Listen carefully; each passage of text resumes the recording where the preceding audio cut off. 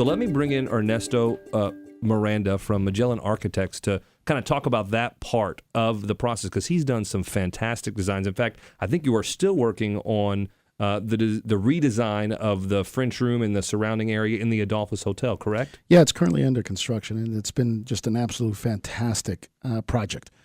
Just exciting to see. It's such a classic and beautiful old hotel now being brought back to what its originally intent was, just that shining piece of downtown Dallas. It was, at one point, I believe it was the tallest building west of the Mississippi at one point. One of the great things about it is there's a piano that is that we used in the furniture layout, that there was only two of them made. One of them is actually at the bottom of the Atlantic, and it's sunk with the Titanic. Wow! Which a lot of people don't know. And it's still, I believe it's still used when they do tea service there. One of I think the only hotels in Dallas that still does a tea service for that. So one of two pianos. One's at the bottom of the ocean with the Titanic. The other's in the French room, or in that it's in the bar lobby area, the lobby yeah. area of the Adolphus Hotel. Yeah, that's wonderful. So you come in. So Larry he buys the building or buildings.